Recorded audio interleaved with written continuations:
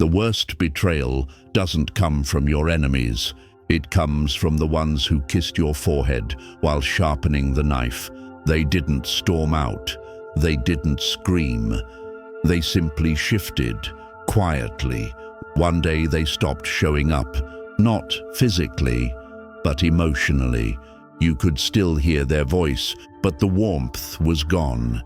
They used to check in. Now they check out. Right in front of you. That's the kind of betrayal that lingers. Not the one that breaks loudly, but the one that fades without warning.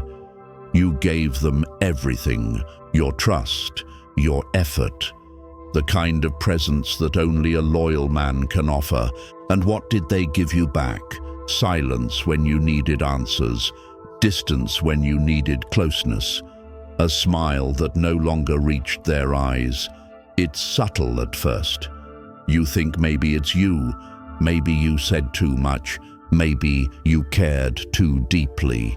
You shrink, you second guess, you bend just to keep things from breaking, but deep down you feel it.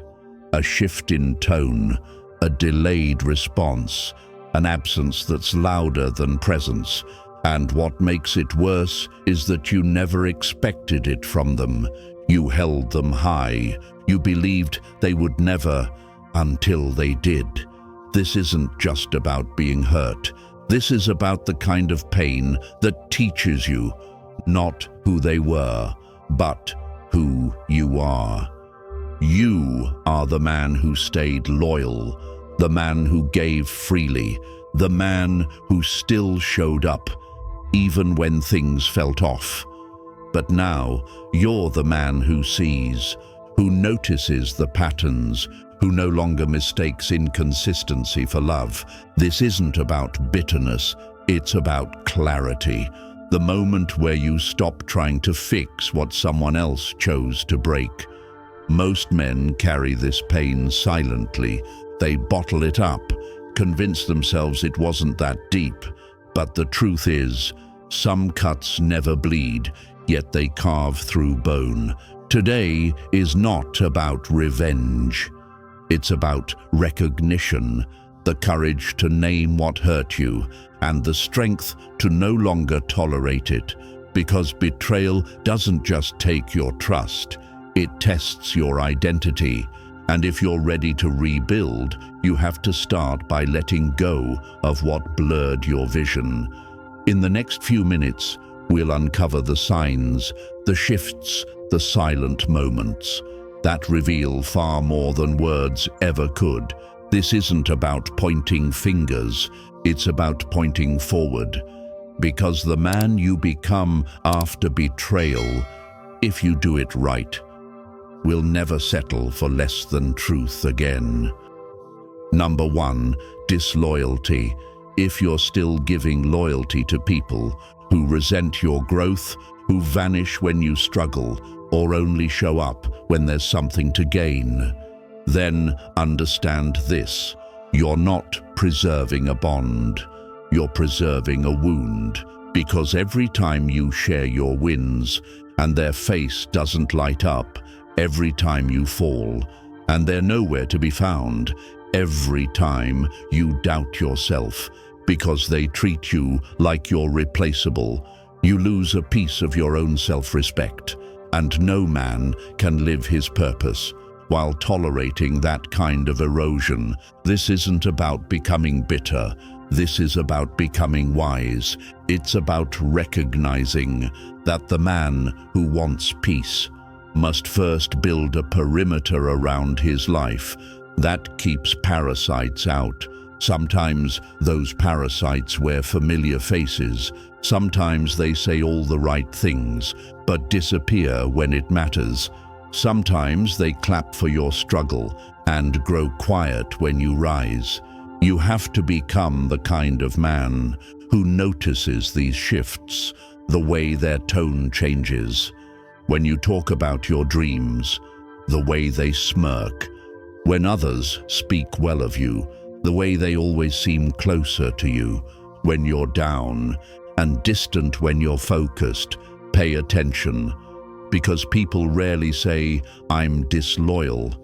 They reveal it through subtle withdrawals, delayed responses, and selective absence.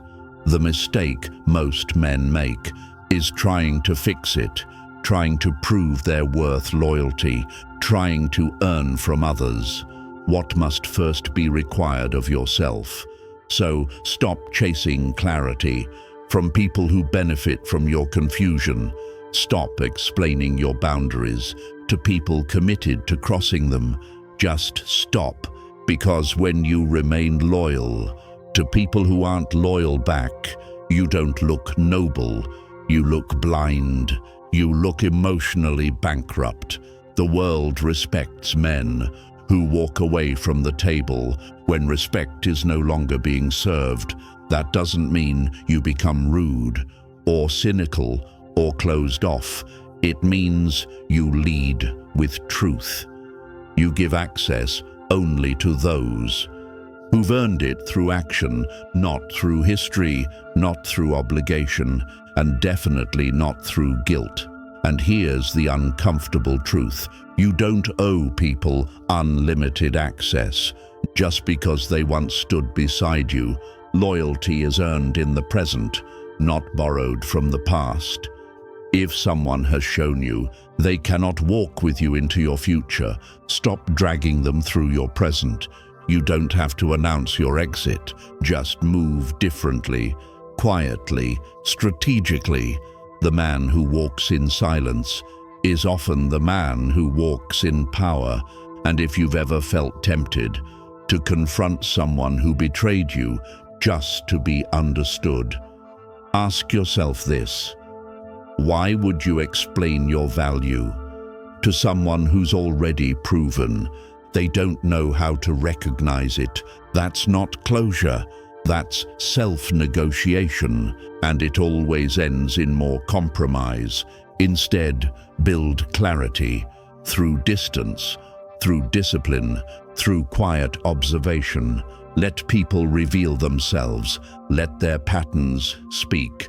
And when they do, believe them the first time. Because once you've seen the truth, you can't unsee it. And to pretend you didn't is to betray yourself again. Loyalty is powerful, but only when it's mutual, only when it flows both ways.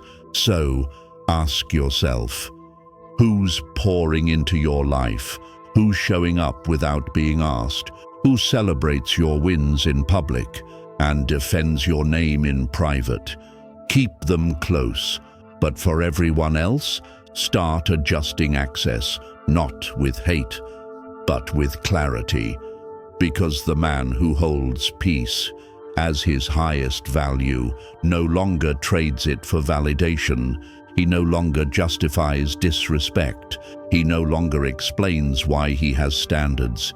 He no longer lets loyalty become a leash. He becomes selective, not bitter, not broken, but precise. Because in the end, it's not about how many people surround you. It's about how few of them you'd trust when the lights go out. Choose those people, and if you don't have them yet, don't panic, don't rush, stand still, stand strong, and watch the right ones find their way to a man who finally found his peace. Number 2, deception. Not all betrayal comes with blood. Some of it walks in slowly, smiling, soft-spoken, disguised as love. It doesn't shout. It doesn't slam doors. It doesn't always cheat in the way you expect. Instead, it studies you. It learns your fears. It memorizes your soft spots. And when the moment is right, it lies, not with malice, but with calculation. That's deception. It's not just a single lie, not just a secret text or a hidden conversation. It's the pattern, the performance, a slow erosion of truth. Dressed up in good intentions, And the most dangerous thing about deception isn't what's hidden, it's what's carefully shown to distract you from what's being concealed. If you've ever trusted someone with your soul, and they use that trust as a tool, you know this pain. It's not the shock that cuts deepest, it's the realization that they didn't just betray you, they studied you, they mapped your kindness, they fed you just enough truth to keep you from asking the real questions. And while they smiled at you, they built another life. In shadows you couldn't see, in conversations you weren't part of, in stories where you didn't exist. You weren't naive, you were honest, you believed their words because they spoke them with sincerity. But sincerity isn't the same as integrity, and deception knows how to wear sincerity like perfume, temporary, pleasant, and completely artificial. And when it fades, what you're left with is a broken compass. Because that's what deception does. It rewires your internal sense of direction. It makes you question what's real. It plants doubt, not just in others, but in yourself. You begin replaying moments. Was that conversation genuine? Was that look of affection real? Was I ever loved or just useful? You spiral, not because you're weak, but because lies, when repeated long enough, start sounding like logic. And if you're not careful, you begin to abandon your gut just to stay close to the person who made you question it. That's the trap, not just being lied to, but being conditioned to doubt your own truth. And society will tell you, forgive, understand her pain. She didn't mean it like that. But society won't sit with you at 2 a.m. when you can't sleep, because your mind is spinning with 100 versions of what might have been true. They won't be there when you look at your own reflection and struggle to believe yourself anymore, because deception isn't just a betrayal of facts, it's a betrayal of clarity.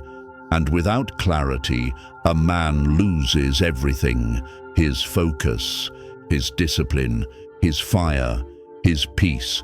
And the saddest part, it rarely happens overnight. Deception is patient. It's methodical. It doesn't rush. It conditions. It teaches you to ignore small things. The offhand comment, the energy shift, the convenient silence, until one day you don't even recognize the version of you that accepted all this as normal. You've lost time, you've lost self-trust, you've lost your voice, and the one person who should have protected it used it for leverage. But this isn't where the story ends. This is where it begins. Because if you've ever walked through this darkness, you now hold a power. Most men never find the ability to see lies before they speak, to read intentions without hearing words, to feel when something's off, without needing proof. And from that place, you don't beg for the truth. You simply recognize its absence. You stop chasing clarity from liars.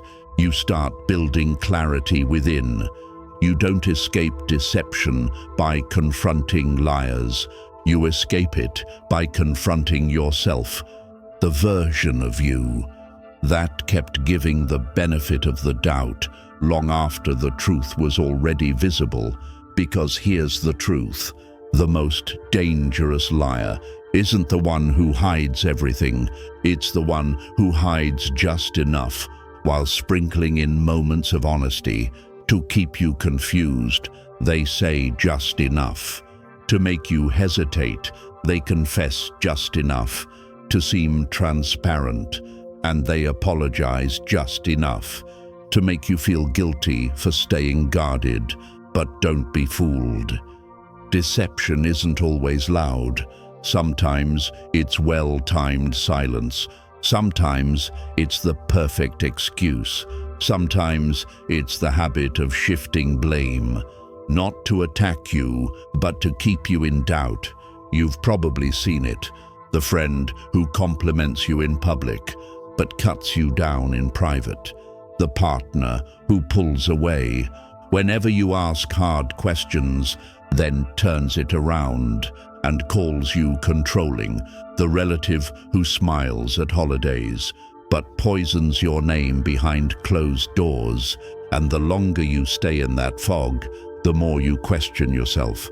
Not because you're wrong, but because you're being manipulated.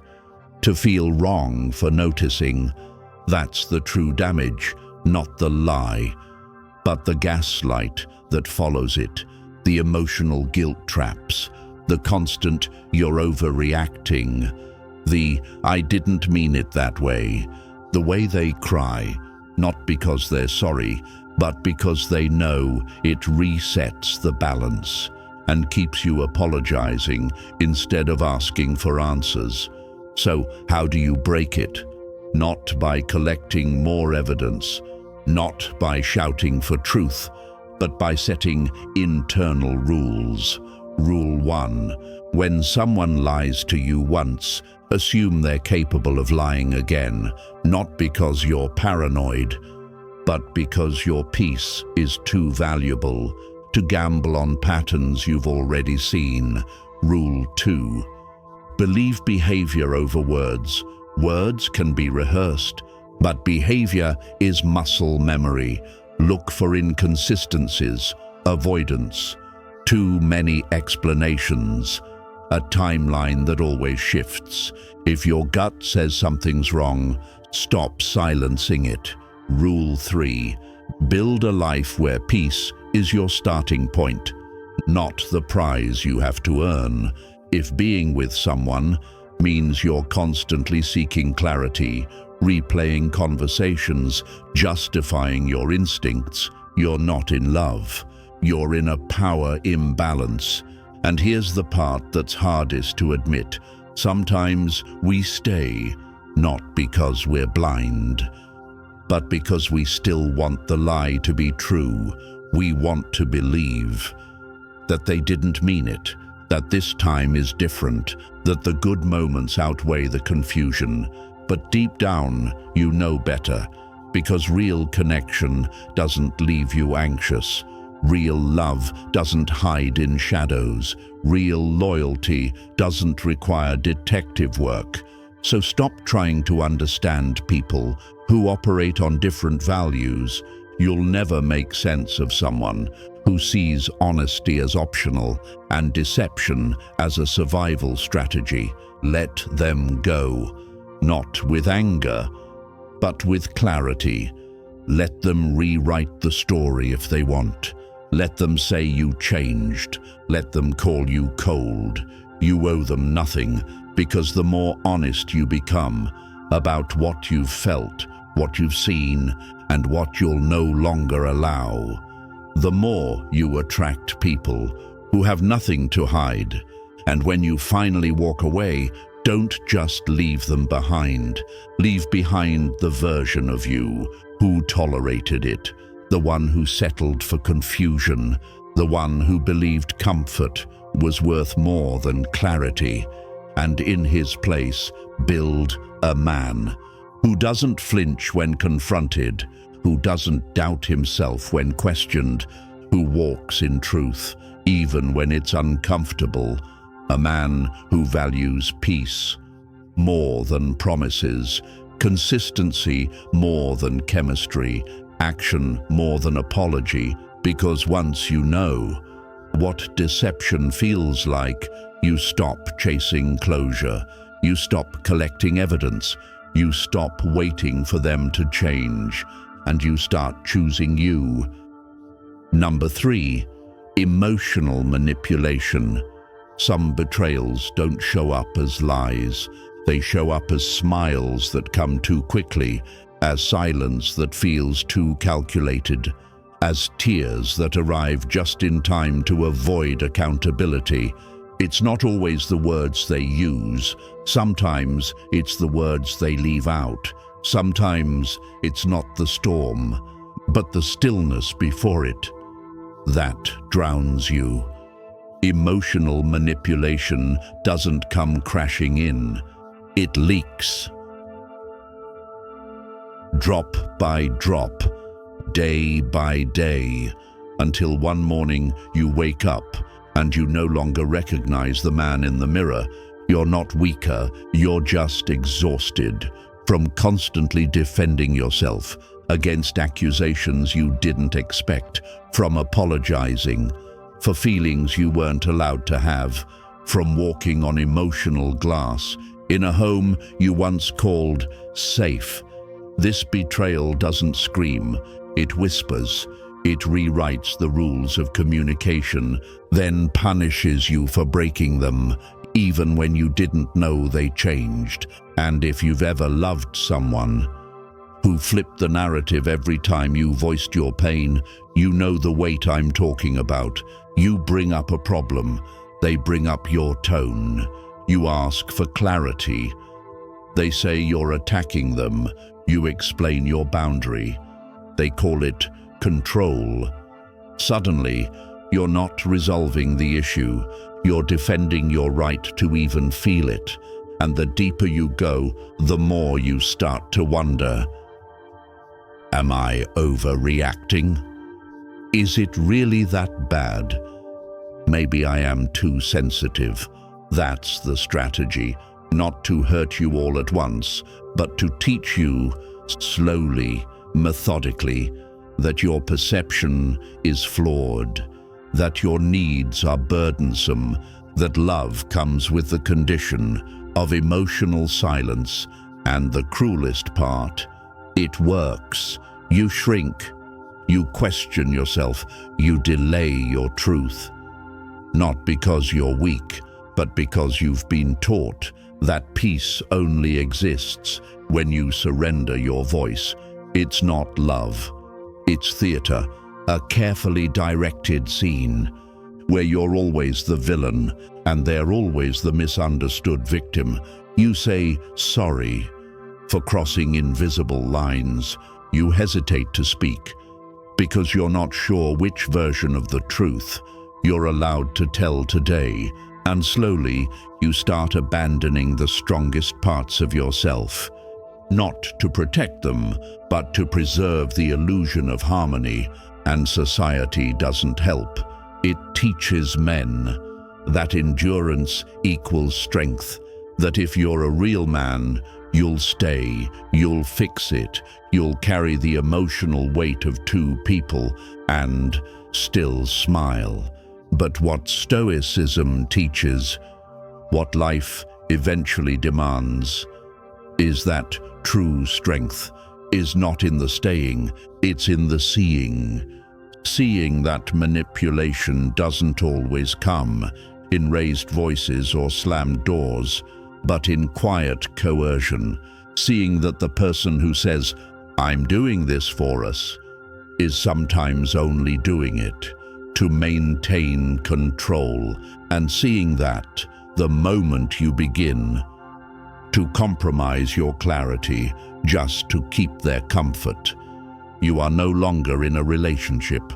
You are in a psychological trap, a place where boundaries are crimes and emotional starvation is labeled as love. And here's what makes it worse. Manipulators don't look like villains. They look like charm, like care, like someone who just wants what's best. But beneath the kindness is a quiet agenda. Keep you small enough to manage. Keep you unsure enough to obey. Because confusion is the leash they use to keep you close. And the more you accept their version of you, the less access you have to your real self. So if you've ever felt guilty just for asking a question, if you've ever apologized just to avoid another emotional explosion. If you've ever told yourself, maybe if I just love harder, they'll understand. Understand this. You are not being loved.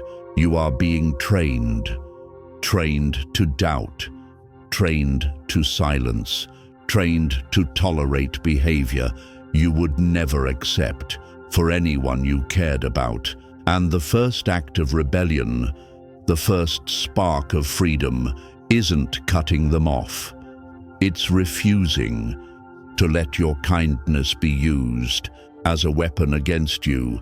It's standing in your own clarity long enough to remember what truth feels like. And that's where your story begins to change. The first act of rebellion is not walking away. It's seeing clearly.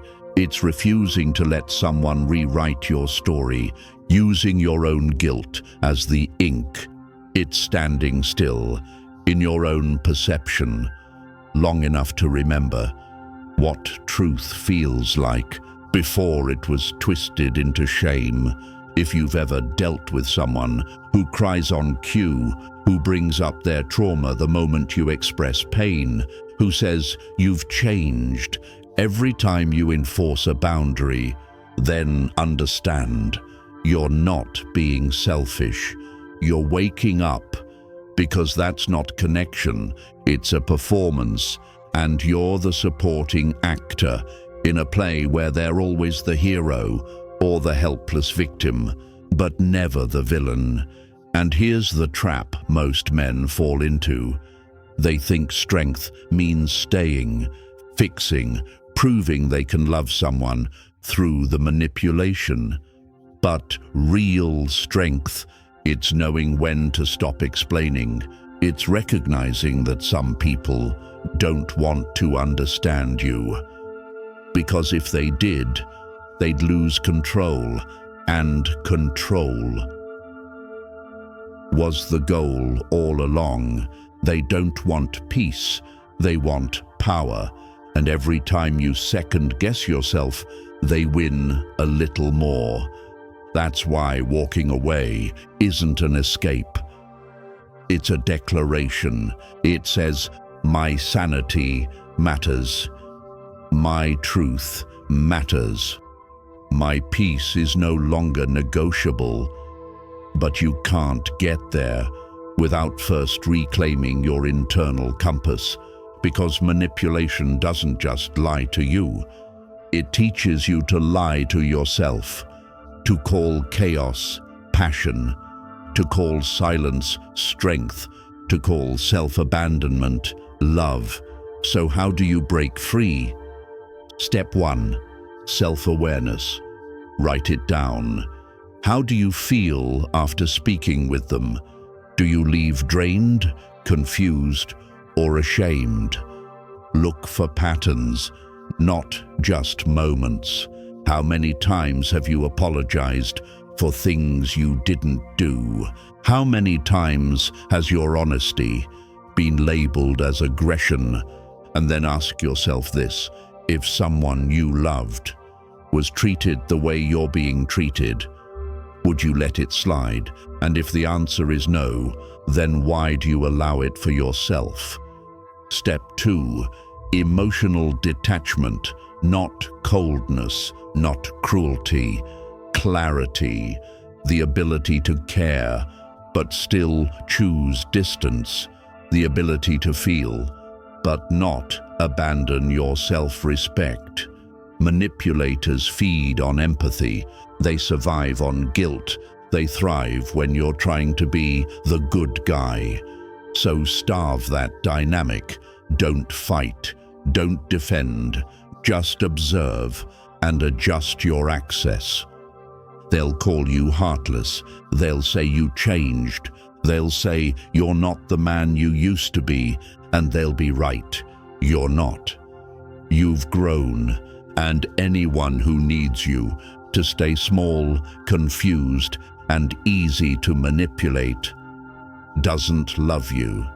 They love control over you. Step 3, build your emotional fortress. not a wall that keeps love out, but a gate that keeps manipulation from getting in. And it begins with how you treat yourself. Do you give yourself permission to walk away from what hurts, or do you bully yourself into staying? Because real men don't quit. Stoicism teaches us this. Endurance is only a virtue when the pain serves a purpose, but enduring manipulation only serves the manipulator. So pay attention. If you leave conversations feeling more lost than when you entered, if you find yourself justifying why someone is not always like that, if you shrink your boundaries just to keep someone close, that's not love, that's survival. And the moment you realize that love should not feel like survival, you'll stop calling it love at all. Final truth: no one has the right to twist your reality in the name of affection. And if someone makes you feel guilty for having needs, that's manipulation. If they deflect every time you ask for accountability, that sansaratray satinti trust manipulation. If they only show kindness after you break down, that's manipulation. And if every disagreement turns into an attack on your character, that's not a relationship, that's a psychological battleground. And you don't fix that by loving them harder. You fix it by loving yourself enough to walk away, to rebuild your world around people who don't need to confuse you, to keep you close. And once you've done that, once you've tasted the stillness of peace, you'll never again chase the chaos that once disguised itself as love. If you've made it this far, you're not just watching a video. You're standing at the edge of who you used to be and who you're about to become. You've felt the sting. You've lived through the silence, and you've carried questions in your chest that no one else could answer because you thought it made you weak to ask. But let me be clear, you were not foolish for believing, not soft for staying, not broken for hoping. You had heart, you had loyalty, you had love, and now you have clarity. That's what growth gives you, not noise, not drama, but stillness, sharp vision, and the quiet refusal to ever be taken for granted again. Because the most powerful transformation doesn't happen when you scream, but when you finally go silent and mean it. You've been through things most people will never know, not because you were weak, but because you were strong enough to give love another chance, even when it cost you. But that ends here. Healing begins when you stop guarding the ones who hurt you and start defending the man you're becoming, a man who protects his peace without apology, a man who doesn't need to shout to be heard, a man who builds a life so steady manipulation can't shake it, so honest deception can't live in it, so clear betrayal can't hide in it. This is your line in the sand, not a moment of vengeance, but a declaration of dignity. And if you're ready for that, I want you to say something, not to me, but to yourself. No more. Whisper it, write it, feel it, echo. Not with anger, but with finality, because men like you don't stay wounded. They rebuild, not from ego, but from understanding, not from pain, but from truth. And when you support this space, when you share this message, you're not just helping a video grow. You're proving something deeper, that men still exist, who choose honesty over approval, stillness over noise, and purpose over pleasing, men who are done chasing women, who never plan to stay, men who no longer explain their worth, men who quietly walk away, because peace speaks louder than proof. If that's you, then stand with us, not because it's trendy, but because it's time. Hit that subscribe button, drop a comment, share this message with someone who's been stuck in their silence too long, because someone out there is still holding their breath, waiting for a man like you to show them it's okay to exhale.